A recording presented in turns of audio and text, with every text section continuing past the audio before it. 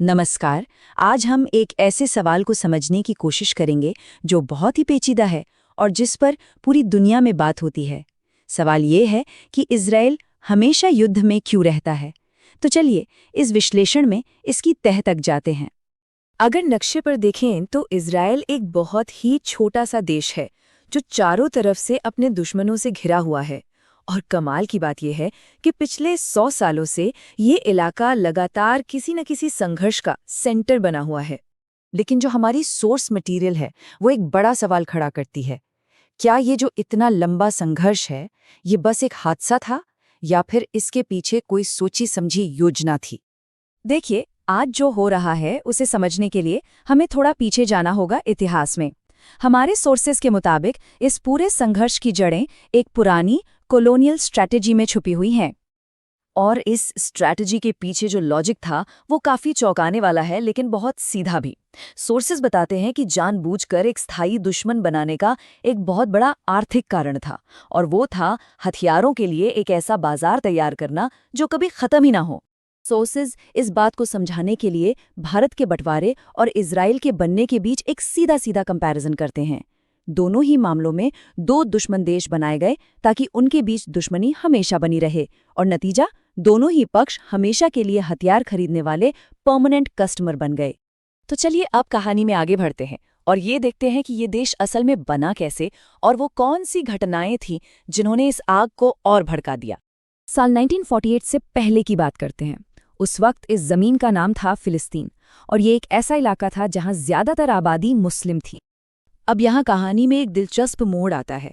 World war II के दौरान Britain ने एक ही जमीन को लेकर 3 अलग अलग वादे कर दिए।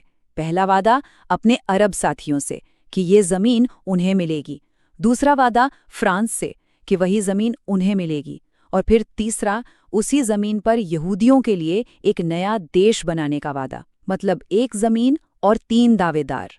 तो हमारे सोर्स मटेरियल के हिसाब से इस नए राज्य को बनाने के लिए एक 4 स्टेप का प्रोसेस अपनाया गया। पहला स्टेप क्या था? एक पक्ष को, मतलब यहूदी मिलिशिया को, टैंक और हथियार दिए गए। फिर जब हिंसा हुई तो फिलिस्तीनियों को वहां से भागने पर मजबूर होना पड़ा।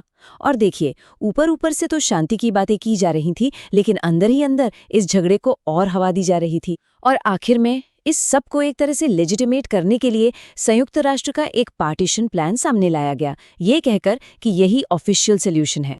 ये था UN का 1947 का वो पार्टीशन प्लान। इसमें करीब 48% जमीन अरब राज्य को दी जा रही थी और 52% यहूदी राज्य को।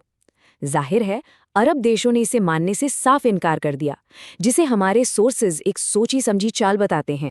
इस इनकार के बाद जो लड़ाई शुरू हुई वो सिर्फ जमीन के एक टुकड़े की लड़ाई नहीं थी।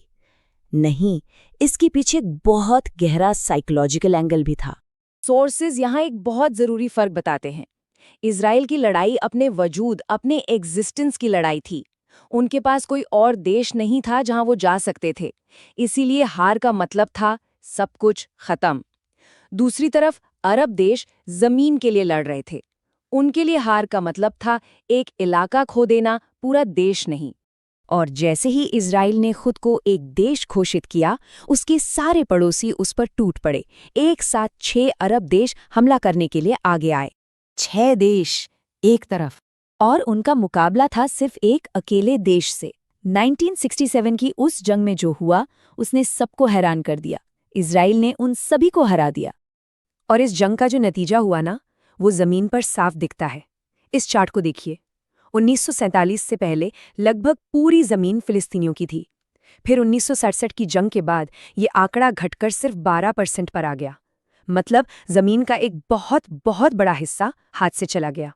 अब बात करते हैं इस संघर्ष के दिल की, यानी एक ऐसा शहर जो हर पक्ष के लिए जान से भी ज्यादा प्यारा है, जेरूसलम।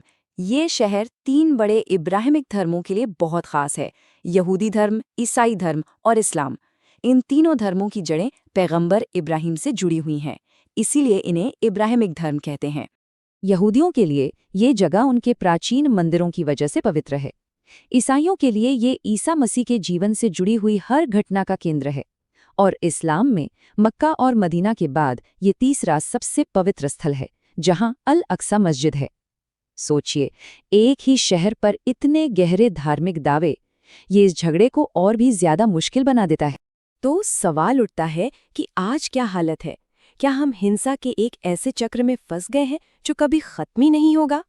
सोर्स मटेरियल के अनुसार आज की तारीख में पावर का बैलेंस पूरी तरह से इजराइल के पक्ष में झुका हुआ है। उसे अमेरिका, ब्रिटेन, फ्रांस और नेटो का सपोर्ट हासिल है।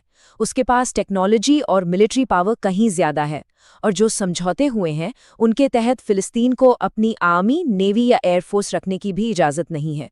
सोर्सेज एक मॉडर्न स्ट्रैटेजी का भी जिक्र करते हैं, जिसके मुताबिक किसी छोटे हमले के लिए उकसाया जाता है ताकि जवाब में एक बहुत बड़ा हमला करने का बहाना मिल सके।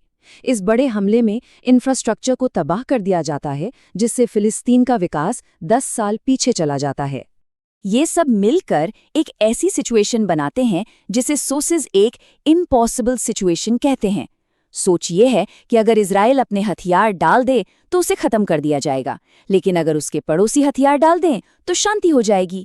ये वही अस्तित्व की लड़ाई वाली सोच है जो शुरू से चली आ रही है। तो आखिर में हम उसी सवाल पर वापस आते हैं जो हमारे सोर्स मटेरियल ने उठाया है।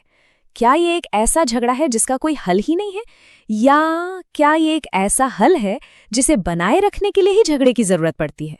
यही वो एक सोच है जो इस पूरे विश्लेषण का सार है।